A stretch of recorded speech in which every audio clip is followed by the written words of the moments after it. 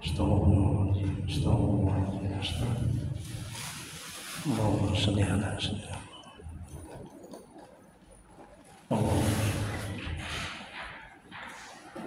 Allahumma shalli ala sayyidina Asyhadu an la ilaha illallah.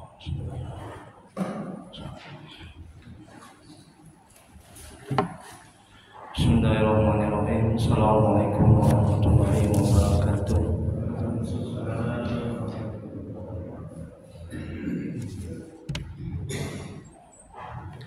Alhamdulillahirabbil alamin wa bihi nasta'in ala umuri dunya wad din. Asyhadu an la ilaha illallah wahdahu la syarika lah wa asyhadu anna Muhammadan abduhu wa rasuluh. Allahumma shalli wa sallim wa barik ala sayyidina Muhammad abdika wa rasulika nabiyil ummi wa ala alihi washabihi ajma'in. Rabbi shrah li sadri wa yassir li amri wahlul min lisani yafqahu qawli. Rabbana zidna ilma warzuqna fahma waj'alna minas sholihin. Ya Allah, ya Rabb, yang Maha Pengasih lagi Maha Penyayang, ampuni ya Allah dosa kedua orang tua kami. Ampuni ya Allah dosa kami ya Allah. Ampuni ya Allah dosa kaum muslimin dan muslimat ala yaminum wal amwat. Ya Allah, mudahkan kami mencari ilmu, mudahkan kami mempelajari ilmu, mudahkan kami ya Allah memahami ilmu dan mengamalkannya ya Allah. Ya Allah, berkahi majelis ini, berkahi rumah kami ya Allah. Amin ya rabbal alamin. Mari kita mulai kajian tasawuf, manajemen hati, manajemen kolbu, kitab Al-Hikam karangan Syekh Imam Ibnu Athaillah As-Sakandari. Semoga Allah merahmati dan meridhoinya dengan membacakan kitab.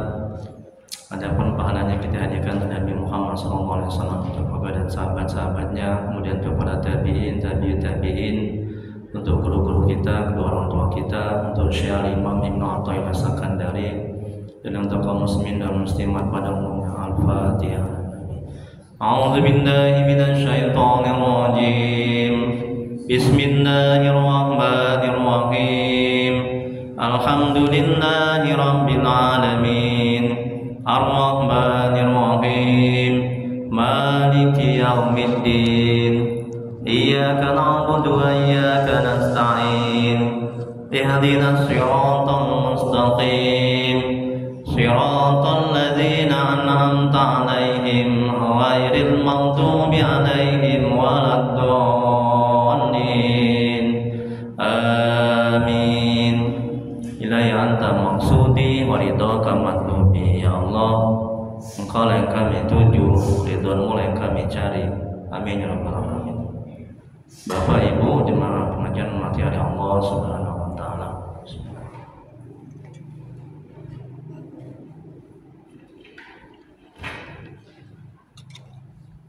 Kita lanjuti kajian tasawuf, manajemen hati, manajemen kolbu, kita lakukan hikmah yang ke-48. Alhamdulillah semakin ramai ya jemaahnya, alhamdulillah, mudah-mudahan bisa istiqomah ya. Ada yang kurang ya Pak Haji ya, mohon maaf ya. Insyaallah kedepannya saya fotokopi lebih banyak lagi ya. Nanti ini untuk Pak Haji nanti ya, nimnya saya ya. Insyaallah nanti yang belum datang mungkin saya fotokopi lagi ya. Baik, Syekh Al-Imam Ibnu Athaillah As-Sakandari, semoga Allah merahmati dan meridhoinya. Beliau mengatakan dalam kitab Al-Hikam kalam hikmahnya yang ke-48, tidak ada amal ibadah yang lebih diharapkan, lebih diterima oleh Allah Subhanahu wa taala daripada amal ibadah yang gaib dari engkau menyaksikannya dan hina di sisi engkau adanya amal ibadah itu. Masya Allah, bagus-bagus sekali kalam hikmahnya, enak di hati ya. Masya Allah, alhamdulillah, terima kasih banyak ya. Kita lihat penjelasannya, perhatikan Bu ya, agar amal ibadah kita diterima ya. Perhatikan kata Imam Ibnu Athaillah. Penjelasannya, banyak syarat agar amal ibadah bisa diterima oleh Allah. Amal ibadah yang kita lakukan apabila sudah cukup syarat dan rukunnya, terhindar daripada yang membatalkannya, maka amal ibadah itu sudah bisa dikatakan sah. Betul? Betul Bu? Namun apakah yang sah sudah pasti diterima oleh Allah? Belum tentu tidak. Ya kan? Sah saja tidak cukup untuk bisa diterima amal ibadah kita. Makanya banyak orang beramal ibadah tapi masuk penjara. Betul. Banyak orang beramal ibadah tapi menggibah juga. Banyak orang beramal ibadah tapi lisannya ini kasar. Betul. Banyak orang beramal ibadah hatinya nggak tenang. Betul. Banyak orang beramal ibadah tapi doanya nggak dikabulkan. Betul. Banyak orang beramal ibadah tapi iri, dengki, takabur, dendam. Mas kok ya, tujuh-tujuh kau nggak akan kulihat, kok sakit hatiku. Masa kau bilang aku bodoh? Tengok, ya. Ini, ya. Jadi sah saja tidak cukup. Ini kata Imam Ibnu Athaillah. Kita lanjutin. Syarat agar amal ibadah diterima oleh Allah. Yang pertama, ini syaratnya, tolong diamalkan. Ya. Mungkin selama ini amal ibadah kita masih rusak, masih jauh dari kesempurnaan. Makanya Ustaz, saya beramal ibadah, kok anak saya masih jahat, nggak mau ibadah. Suami istri saya masih nggak mau beramal ibadah, nggak mau taat. Ustaz, saya beramal ibadah, tapi kok rezeki saya seret, rezeki saya kok sedikit. Ustaz, saya beramal ibadah, tapi kok saya senang melihat orang susah, susah melihat orang senang. Betul? Apa itu Ustaz? Apa itu Pak Haji? Senang melihat orang susah, susah melihat orang senang. Tetangga beli kulkas, dia yang kedinginan. Tetangga naik pangkat, dia yang opname. Ya Ustaz, itu Pak Haji. Ini akibat beramal ibadah sekedar gugur kewajiban. Ya, ayo sama-sama kita perbaiki amal ibadah kita. Ya Bu ya, kita perbaiki. Ini tuntunannya nih, ya, dari Rasul, ya, dari Allah, Rasul, sahabat, ulama, ya, tabiin, tabiut tabiin, ulama. Apa syarat agar amal ibadah diterima? Perhatikan Bu.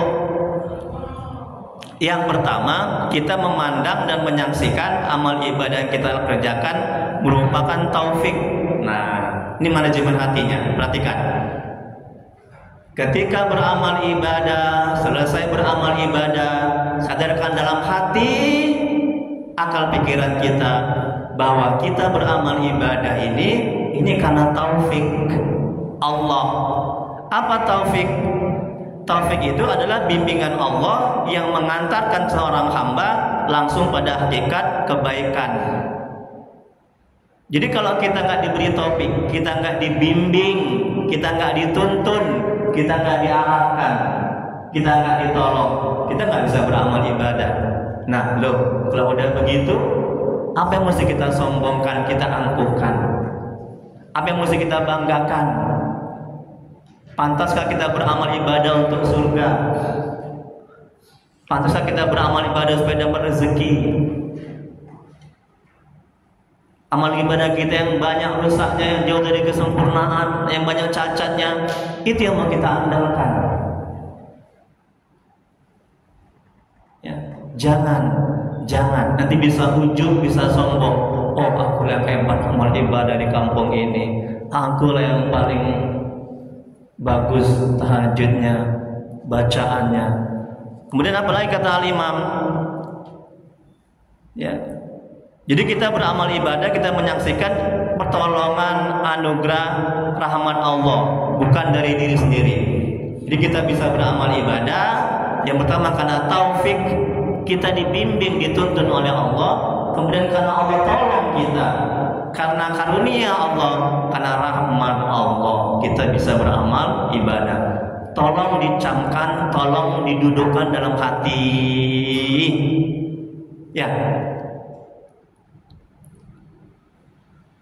agar kita tidak bersandar bergantung kepada amal, lebih bersandar bergantung kepada Allah, kepada rahmatnya, kepada taufiknya, kepada karunia-Nya. Kita nggak akan bilang, oh masjid itu bisa dibangunkan karena aku, anak ini bisa taatkan karena aku, suami istri bisa taatkan karena aku. Kita nggak akan bilang begitu kalau kita menyadari bahwa kita bisa beramal ibadah karena taufik, pertolongan, bantuan, rahmat, karunia dari Allah Subhanahu wa Ta'ala. Paham Bu sampai di sini? Paham Bu? Alhamdulillah. Yang kedua, ini syarat agar amal ibadah diterima.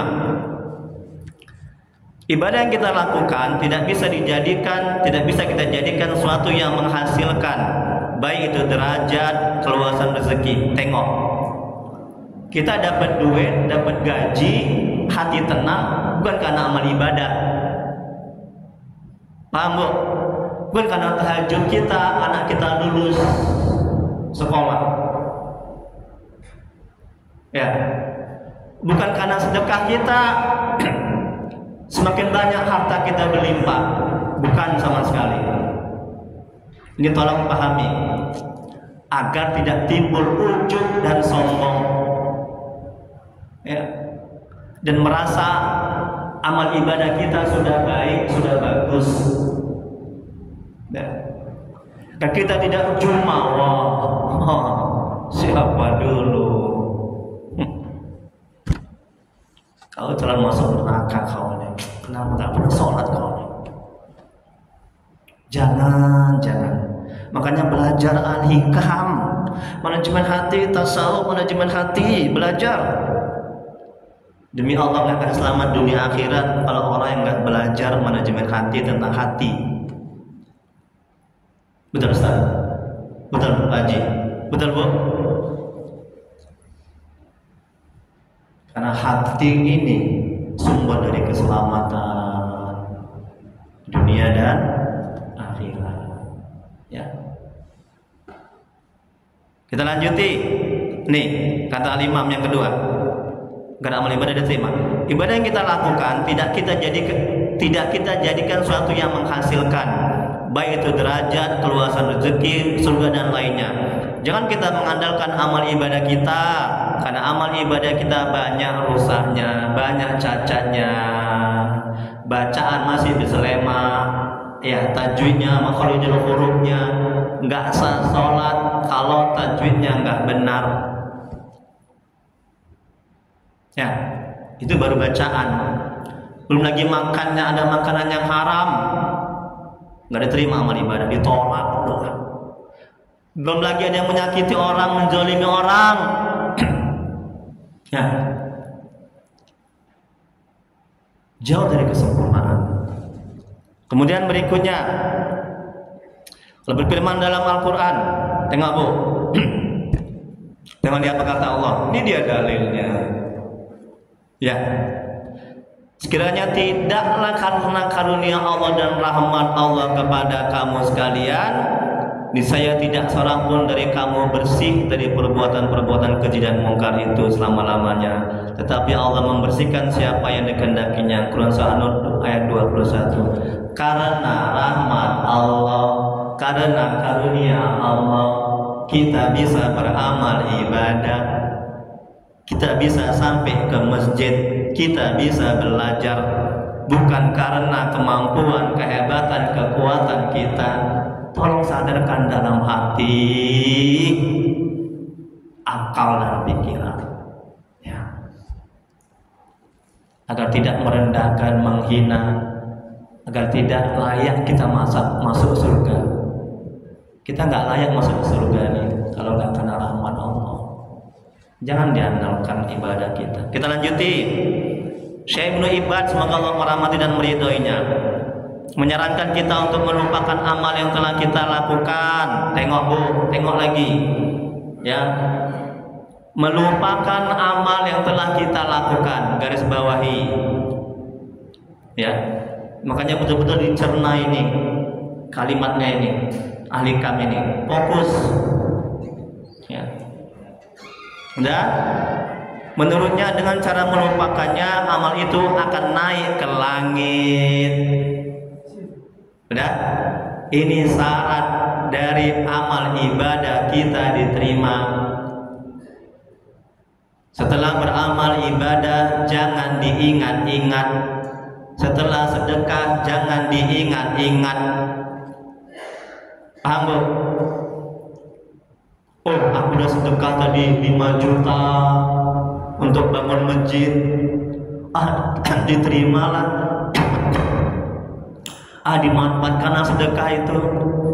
Kalau kita ingat-ingat akan jauh dari keikhlasan.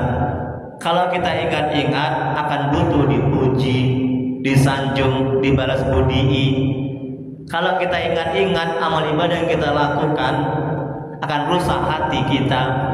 Kalau kita ingat-ingat, kita akan lupa bahwa kita bisa sedekah karena bantuan Allah, pertolongan Allah. Kalau kita ingat-ingat amal ibadah kita ditolak oleh Allah Subhanahu wa taala, tidak terangkat. Paham bu? Jangan diingat-ingat. Sakit hatiku lah. Mas aku udah bantu dia, nggak ada dia terima kasih. Ada bu? Ada. Senyum-senyum ibu itu. Dihayati. Oh ya tadi tahu aja pengalaman aku. Sakit hatiku lah. Udah dikirimi kolak, udah dikirimi bantuan, nggak ada dia mau balas. Kecewa, sakit hati, stres, sengsara, menderita. Ini akibat amal ibadahnya dia ingat. Coba kayak kita buang sampah, ada nggak kita ingat-ingat? Ada. Coba kalau kita baru saja dari kamar mandi buang hajat, ada nggak kita ingat-ingat? Ada? Nggak ada. Nggak ada kita ingat-ingat. Oh tadi besar kali keluarnya, enak kali, ya. Nggak ada. Lupakan. Ini ciri-ciri amal ibadah yang terangkat, yang diterima oleh Allah Subhanahu wa taala. Ibu selama ini beramal ibadah ada nggak merasakan gitu? Ada. Kalau belum ada merasakan seperti itu, nah mulai sekarang ayo kita lanjuti. Yang kata Syekh Ibnu Ibad,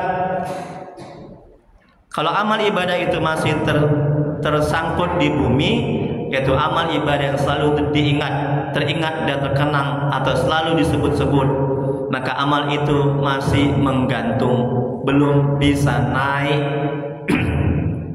Kalau amal ibadah itu kita ingat-ingat.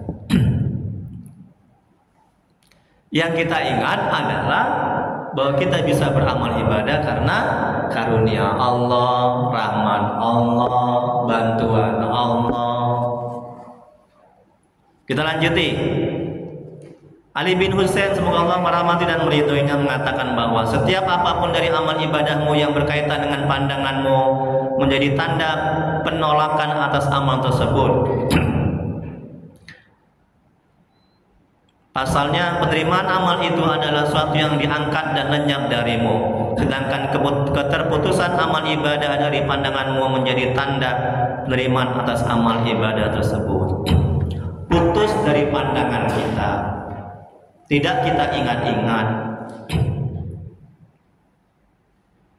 Kita serahkan semuanya kepada Allah. Ya. Kemudian berikutnya, tanda bahwa Allah mengangkat amalmu itu adalah ketiadaan amal yang tersisa di ingatanmu. Tengok lagi, ditekankan lagi. Bila sedikit saja amal itu masih terkenang di benakmu, maka amal itu takkan naik ke hadirat Allah, karena tergantung antara dirimu dan Allah. Karena itu sebaiknya seorang melupakan dan mengabaikan amal ibadahnya dengan cara memandang kekurangan, seperti adanya ego atau nafsu pada amal itu, dan memandang ketidakmampuannya, sehingga penerimaan Allah atas amal ibadah itu dapat terwujud. Bu, perhatikan.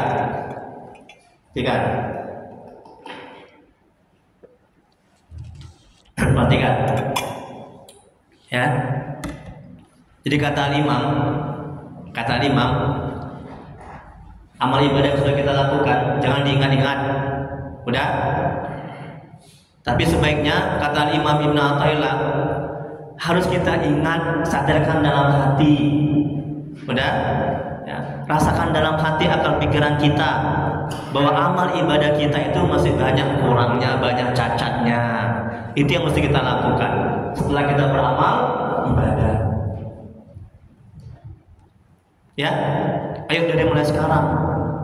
Agar apa? Agar amal ibadah kita diterima, agar kita bisa khusyuk dalam sholat, agar hati kita bisa tenang, hilang penyakit-penyakit hati, agar Allah mengabulkan doa kita. Ya, jangan asal beramal. Ya, jangan asal beramal. Kita udah pada tua ini kan, ya kan Bu? Udah pada tua kan Bu? Masa beramal gitu-gitu aja nggak ada peningkatan? Ya, sekedar gugur kewajiban. Habis itu mati meninggal dunia, rugi. Ya. Nah terus bisa nggak kita masuk surga dengan amal yang pas-pasan seperti itu? La ilaha illallah, jauh dari kesempurnaan, banyak cacatnya, nggak mau belajar, nggak ada peningkatan dari hari ke hari, bulan ke bulan, tahun ke tahun, gitu-gitu aja amal ibadahnya. Ya, kita lanjuti. Ya, halaman 2. Tengok Bu, halaman 2. Jangan tidur Bu, nanti Bu salah mengamalkan nanti.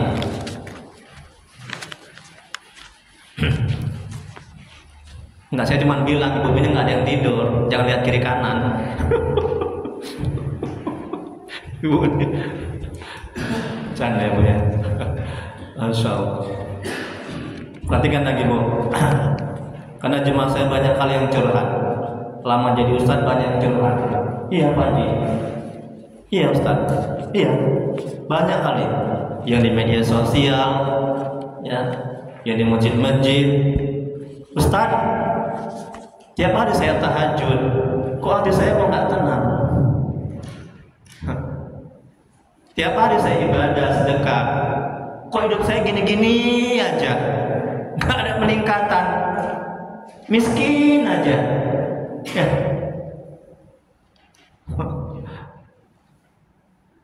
Tiap hari saya zikir, ya, bantu orang, nolong orang. Tapi kalau ada orang dapat rezeki, benci kali saya Ustaz. Tetangga naik pangkat saya mau nama. Tetangga beli kulkas saya kedinginan, stres saya Ustaz. Nah ini akibatnya dia kata Imam Ibnu Athaillah, amalan tidak terangkat. Karena apa? Karena dia sering mengingat-ingat amal ibadahnya. Karena dia menganggap dia beramal ibadah karena kemampuannya, karena ibadah, karena kekuatannya, karena ilmunya, karena hartanya, karena usahanya. Ya, ini dia. Kita lanjuti. Lihat Bu halaman 2. Kalau menghilangkan ingatan atas amal ibadah yang kita lakukan terasa sulit, ini perhatikan. Saya ulangi lagi. Ya, nanti mulai ke depannya bawa kacamata Bu, ya Pak. Ya. Kalau menghilangkan ingatan atas amal ibadah yang kita lakukan terasa sulit, cara lain bisa ditempuh. Syekh Zarruq semoga Allah merahmati dan meridhoinya menyarankan agar kita memandang amal kita penuh kekurangan. Ya. Jadi kalau kita sulit untuk melupakan amal ibadah kita setelah beramal ibadah, coba sadarkan dalam hati akal pikiran kita bahwa kita beramal masih banyak kekurangan, masih banyak cacatnya, ya Bu. Kemudian bahkan ia menganjurkan kita untuk melepaskan kaitan kita dan amal kita sendiri. Karena pada hakikatnya amal itu bukan milik kita, amal itu lahir dari kita karena Allah memberi taufik. Kalau Allah nggak memberikan taufik, amal itu nggak bisa lahir, amal itu nggak bisa muncul, kita nggak bisa beramal. Jadi hakikatnya kita bisa beramal karena Allah yang memberikan, karena Allah yang menggerakkan. dan pada hakikatnya semuanya perbuatan Allah. Kita lanjuti. Jadi amal yang paling diharapkan dalam hati itu diterima dan dipetik manfaatnya untuk menghasilkan buah cahaya, ma'rifah, kesempurnaan, pahala dan sebagainya. Selain amal yang lenyap dari pandanganmu karena menyaksikan Allah.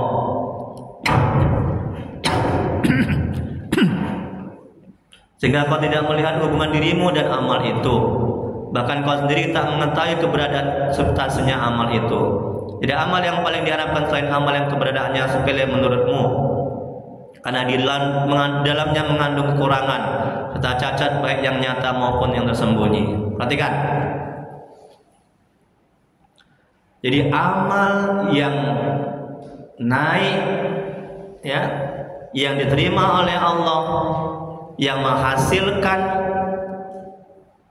mengenal Allah, dekat kepada Allah, buah dari amal itu adalah amal yang kita pandang cacat, banyak rusaknya, banyak ketidaksempurnaannya. Itu ciri-ciri amal yang terangkat, yang membuahkan kita bisa jadi mengenal Allah, dekat kepada Allah, dan kita akan mendapatkan dunia. Apa dunia? Rezeki dan segala macam, harta, pangkat, jabatan, dan kita akan mendapatkan akhirat. Makanya kalau beramal jangan supaya masuk surga, kalau beramal jangan supaya dapat rezeki. Makanya Syekh Al-Imam Abdul Hasan As-Sazili, semoga Allah merahmati dan meridhoinya, itu gurunya Syekh Abdul Abbas Al-Mursi. Syekh Abdul Abbas Al-Mursi gurunya Syekh Al-Imam Ibnu Athaillah Sakandari. Semoga Allah merahmati dan meridhoi mereka. Syekh Al-Imam Abdul Hasan As-Sazili itu masih zuriat Nabi. Kalau nggak dari sisi Hasan, dari sisi Husain. Ya, apa kata Syekh Imam Hasan As-Sazili? Amat jelek, amat buruk seorang hamba beramal ibadah karena surga, karena harta, pangkat, jabatan, kedudukan. Itu buruk, itu katanya. Nah, kita yang sudah belajar ahikam ini, manajemen hati, tasawuf, ya Bu ya, jangan lagi lah beramal supaya dapat duit, dapat rezeki. Kalau untuk orang awam yang nggak paham agama, bolehlah silakan. Ya, silakan untuk memotivasi dia supaya mau beramal. Kayak anak kecil, nak, kamu sholat ya, nanti bapak kasih permen, mau nggak sholat? Oh, ya, nak, kamu sholat ya, nanti bapak kasih belikan tas. Nah, itu untuk orang awam. Dia sholat ibadah supaya dapat rezeki, dapat duit, bisa lulus. Nah, silakan. Tapi kalau kita ini jangan lagi malu sama Allah. Ya, harus ada peningkatan dalam beramal ibadah. Ya, gini-gini aja sampai mati. Kemudian berikutnya, kesimpulannya, ia memandang dirinya lalai pada amal itu dan memandang di tengah kelalaiannya karunia Allah. Karena dari segi zatnya ia tidak layak atas anugerah itu, dan siapa dia sampai diberikan taufik di suatu hari. Tanpa anugerah itu ia akan dicampakkan di zat-zat yang hina, bahkan di lembah hina kekufuran dan kemunafikan. Nah, jadi dalam beramal ibadah, agar terangkat amal ibadah kita, agar diterima oleh Allah Subhanahu wa taala, ya kita beramal ibadah, sadarkan di manajemen hatinya, sadarkan dalam hati akal pikiran kita yang masih banyak cacat, masih banyak kekurangan, dan kita jauh dari kelayakan mendapatkan rahmat, taufik, karunia dari Allah Subhanahu wa taala. Nah, begitu juga. Nah, itu terangkat itu amal ibadah. Itu apa yang kita inginkan dikabulkan oleh Allah itu. Ya. Tanpa kita minta. Tengok, Bu, Ibu ada nggak minta supaya bisa di sini belajar ngaji hari ini? Ada minta? Nggak ada. Ibu ada nggak minta supaya Ibu bisa bernapas hari ini? Nggak ada minta, ya kan? Jadi Allah Maha tahu. Kita nggak minta pun dikasih, apalagi kita minta. Makanya dalam kitab Al-Hikam disebutkan jangan jadikan, dalam hikmah yang lain, perhatikan Bu, jangan jadikan tujuan, jangan jadikan permintaanmu dalam berdoa menjadi tujuanmu semata-mata. Kalau itu yang kau lakukan, engkau akan stres, sengsara, menderita ketika doamu ditolak. Jangan jadikan engkau berdoa, ya, ketika engkau berdoa, jangan jadikan permintaanmu, keinginanmu merupakan tujuan satu-satunya.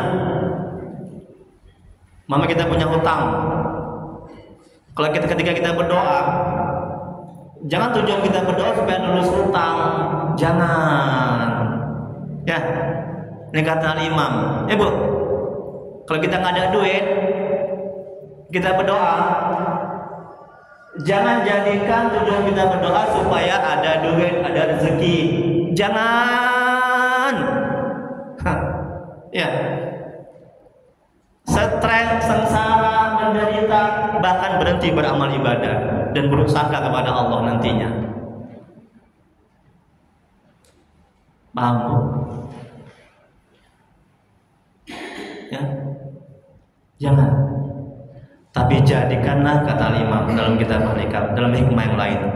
Tapi jadikanlah, ya, doamu itu sebagai munajat, sebagai ibadah. Jadikanlah doamu itu untuk menjalankan hak-hak ketuhanan. Jadikan doamu itu untuk memperjelas engkau hamba. Allah adalah Tuhan kita yang patut disembah. Ya.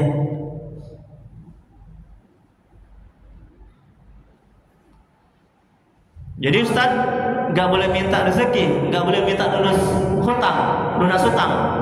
Boleh, silakan. Boleh, silakan. Tapi dalam hati, akal, pikiran kita berdoa, menjalankan perintah Allah, menjalankan hak-hak ketuhanan, bergantung bersandar kepada Allah, kepada rahmatnya. Karena doa adalah ibadah. Paham Bu? Ayo laksanakan sekarang. Ayo kita mulai. Ayo kita kerjakan. Karena jemaah saya bahkan ada yang mau bunuh diri, seperti yang saya pernah sampaikan. Kenapa? Karena doanya nggak diterima.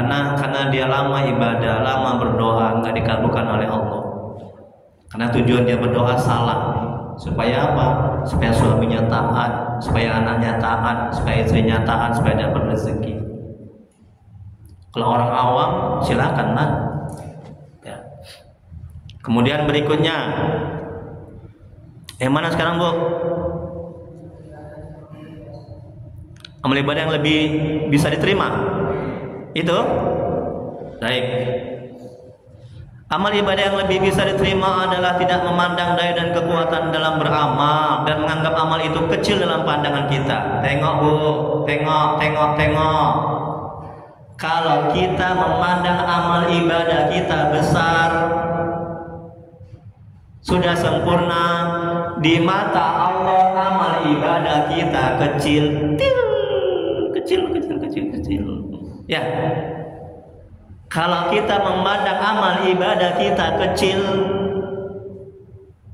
banyak cacatnya, banyak tidak kesempurnaannya, di mata Allah amal ibadah kita besar.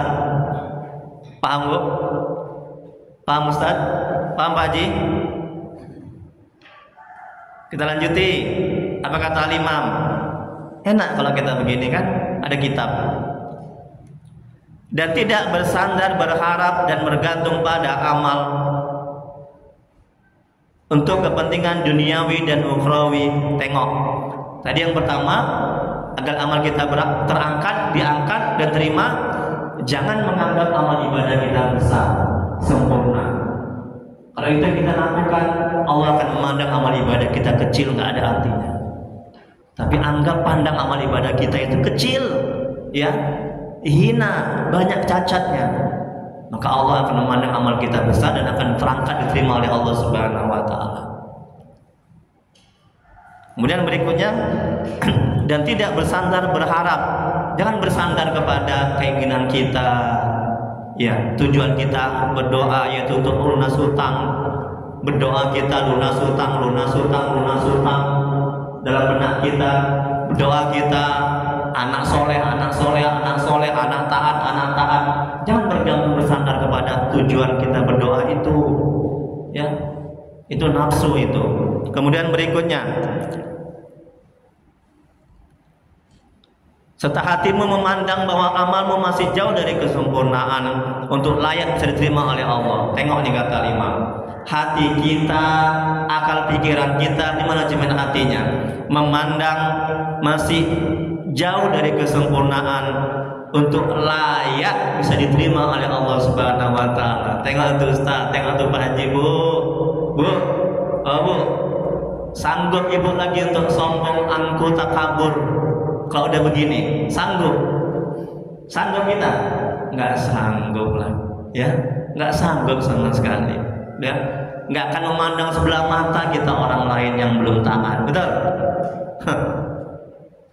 Ya, tawadu, rendah hati, jalan menunduk. Ya, nggak mendengar gini, aku baru selesai ngaji tasawuf, ngaji ahli kam, kitab yang paling tinggi, kitab yang paling bagus. Kau apa tetanggaku tidur aja, salah neraka kau. Bukan akan gitu kita, ya kan? Bahkan kita akan mendoakan, ya Allah, beri dia hidayah untuk bisa ngaji al-hikam, manajemen hati. Ya, tengok. Makanya orang-orang yang sombong itu dia nggak belajar al-hikam itu, tasawuf, ya kan? Orang yang tinggi hati, ya, orang yang nggak mau dinasehati, orang yang berat ibadah, orang yang berpenyakit hati, iri, sombong, takabur, dendam, yang kurang bersyukur, itu dia nggak belajar tentang hati itu, ya kan? Pasti itu, udah pasti kali itu, ya, yakin 1000%, dia nggak belajar tentang hati. Kemudian berikutnya, tengok Bu, jangan dibesar-besarkan dan menjadi andalan ibadah yang kita lakukan, karena masih jauh dari kesempurnaan dan banyak rusaknya. Bila kita mengecilkan dan hinakan ibadah yang kita lakukan, maka besar di sisi Allah. Betul? Kalau kita mengecilkan, menghinakan, maka di sisi Allah besar amal ibadah kita. Terus, bila kita besarkan dan andalkan, maka akan kecil di sisi Allah, bahkan tidak ada sama sekali. Jadi yang kita pegang dan andalkan dalam beramal ibadah adalah rahmat. Apa rahmat? Ampunan Allah yang tidak terbatas. Apa rahmat? Solusi dari masalah yang sedang dihadapi. Apa rahmat? Pemberian yang tidak terbatas oleh Allah Subhanahu wa taala. Itulah dia rahmat. Apa rahmat? Kasih sayang Allah. Apa rahmat? Karunia anugerah Allah. Yang kita bisa beramal baik karena rahmat Allah, ya kan? Surga juga karena rahmat Allah, ya kan? Kemudian berikutnya hadis Nabi Rasulullah SAW bersabda, tengok Bu, kata Nabi, Bu, tidak ada amalan seorang pun yang bisa memasukkannya ke dalam surga dan menyelamatkannya dari neraka, tidak juga denganku, kata Nabi, kecuali dengan rahmat dari Allah. Ya, hadis riwayat Muslim, semoga Allah merahmati dan meridainya. Orang yang beramal ibadah dan dia tidak menyaksikan bahwa itu semua karena taufik dari Allah, yang dia pandang adalah dirinya sendiri, maka ini berarti ujub dengan amalnya. Ujub adalah sumber dari segala macam kejahatan. Allah berfirman dalam Al-Quran, maka janganlah kamu menganggap dirimu bersih dan suci. Allah lebih mengetahui siapa orang-orang yang lebih bertakwa kepadanya. Quran Surah An-Najm ayat 32. Terakhir Bu, halaman 3. Masih jam 6 lewat. Jangan buru-buru Bu. Ini kita baca aja, biar menghemat waktu. Kalau mungkin yang nggak paham ditanya. Rasulullah SAW bersabda, 3 hal yang membinasakan manusia, yaitu sifat kikir yang ditaati, hawa nafsu yang diikuti, ujub seorang dengan dirinya, merasa dirinya yang beramal tanpa mengingat karunia, anugerah dan pertolongan Allah. Nabi Isa berkata, Nabi SAW berkata, berapa banyak lampu yang dipadamkan oleh angin, berapa banyak orang yang ahli ibadah dirusak oleh ujub itu. Contohnya adalah Qarun. yang dulunya taat kemudian rusak karena ujub. Ia kaya tetapi ia tidak mau dinasihati untuk kembali kepada Allah. Lalu berfirman dalam Al-Quran, dia Qarun berkata, sungguhnya aku diberi harta itu semata-mata karena ilmu yang ada padaku. Quran Surah Al-Qasas ayat 78. Ini Qarun ya, ujub, sombong. Ia tidak tahu bahwa yang memberikan itu semuanya adalah Allah. Ia hanya menyandarkan pada dirinya sendiri dan menentang Nabi Musa alaihissalam. Kemudian Allah tenggelamkan semua hartanya ke dalam bumi. Jadi ujub membinasakan. Orang yang beramal satu amalan, kemudian ia berpegang atas amal itu, ia merasa punya tempat di sisi Allah, maka amal kita tidak sampai diangkat kepada Allah. Tengok kan, merasa punya tempat di sisi Allah, amal ibadah kita nggak terangkat, merasa pantas masuk surga. Rasulullah SAW bersabda, perhatikan Bu, ibadah orang yang mempunyai tempat dan kedudukan di sisi Allah, maka amal ibadah itu tidak sampai kepada Allah.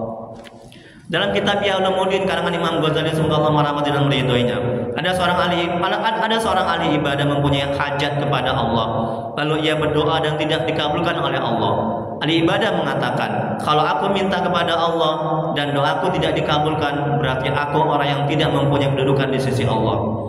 Allah mengutus malaikat untuk menemui ahli ibadah dan katakan kepadanya bahwa kamu merasa tidak punya kedudukan di sisi Allah, itu lebih baik dari ibadah kamu selama 60 tahun. Ya Bu, jadi jangan merasa punya kedudukan di sisi Allah. Ya, biar terangkat amal ibadah. Kita lanjuti. Seorang ulama berkata, tanda amal ibadah diterima oleh Allah adalah merasakan manisnya amal dan rindu ingin untuk melakukan amalnya lagi.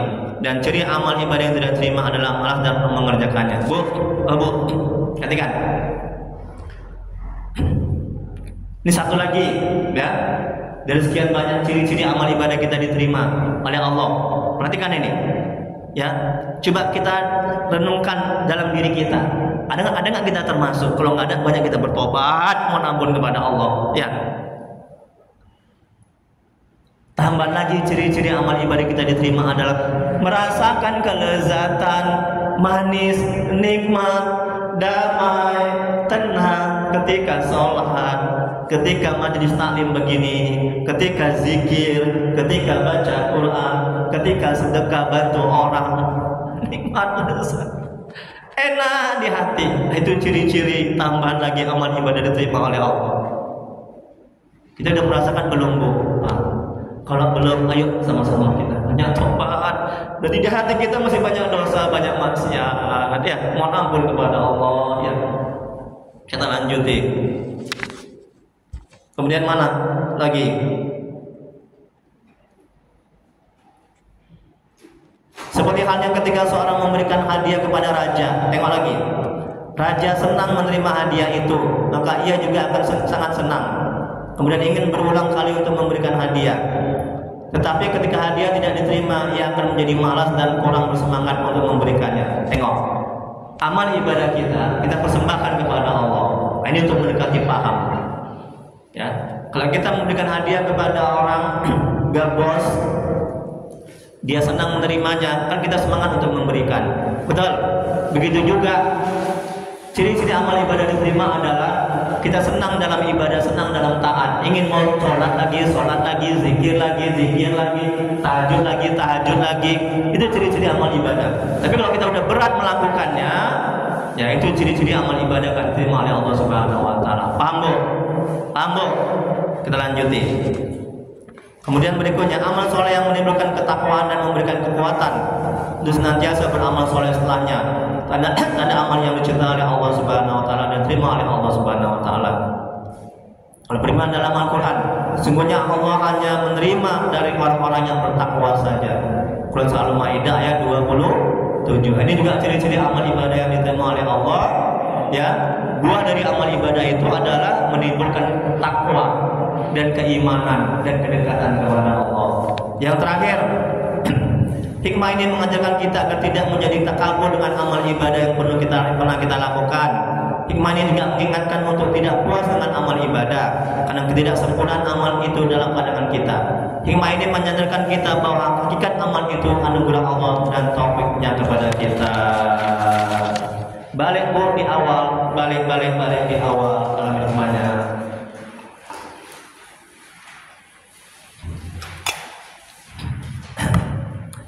Dah, balik. Ya. Jadi Syekh Imam Ibnu Athaillah Sakandari mengatakan perhatikan Bu kalau hikmahnya.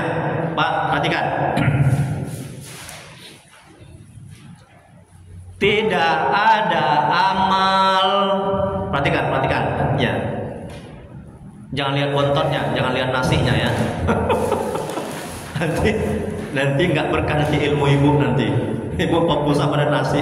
Oh, aku dapat 2 lain nih. Enak kali ini hari ini udah pakai telur. Jangan ya. Fokus. Nanti nggak terangkan amal ibadah. Bercanda ya Bu ya. Astagfirullah wasallam. Nanti kalau ngaji hari kami jangan tegang kali ya. Jangan. Betul kan Pak Haji kan? Nah, ada canda-candanya ya. Tapi jangan kebanyakan ya. Nanti nggak akan berkah nanti. Perhatikan lagi Bu, kalau hikmahnya Bu. Kata Imam Ibnu Athaillah tidak ada amal ibadah yang lebih diharapkan, lebih diterima oleh Allah Subhanahu wa taala daripada amal ibadah yang gaib, yang hilang dari engkau menyaksikannya dan hina. Jadi yang pertama tadi, ketika beramal lupakan, jangan diingat-ingat, jangan dihitung-hitung. Oh, aku tadi sudah 20 juz, 30 juz, sudah khatam Quran, sudah banyak tahajudnya, witirku sekian-sekian, sedekahku udah banyak, 5 juta, 10 juta. Jangan, nanti nggak terangkan amal ibadah kita. Udah Bu? Udah? Yang kedua, apalagi? Yang gaib dari engkau menyaksikannya dan hina. Apa Bu? Hina. Apa Ustaz Pak Haji? Hina amal ibadah di sisi engkau adanya amal ibadah itu. Ya, ini yang kedua. Agar amal ibadah kita diterima dan terangkat. Ya, jadi amal ibadah kita itu masih kita menganggap masih banyak rusaknya, masih banyak cacatnya. Ya, kita belum pantas masuk surga. Ya, belum layak amal ibadah kita diterima oleh Allah Subhanahu wa taala. Paham Bu? Wallahu alam. Hanya Allah yang Maha mengetahui. Baru jam 6 lewat. Silakan bertanya Bapak Ibu Ustaz, insyaallah. Alhamdulillah nikmatnya, lezatnya. Karunia Allah. Ini Pak Haji ya, bantu Pak Haji ya, spesial ini. Murid saya yang paling rajin, paling taat. Alhamdulillah. Ada Bu, Pak? Kalau nggak ada doa kita, ya. Oke. Astagfirullahaladzim. Astagfirullahaladzim. Astagfirullahaladzim. Allahumma shalli ala sayyidina. Allahumma shalli ala sayyidina. Allahumma shalli ala sayyidina. Bismillahirrahmanirrahim. Alhamdulillahirabbil alamin. Hamdan fi ni'matihi wa kafi mazid. Ya Rabbana lakal hamdu kama yanbaghi li jalali wa li kamali sultan. Allahumma shalli ala sayyidina Muhammad wa ala sayyidina Muhammad. Ya Allah ya Rahman ya Rahim ya Rabb.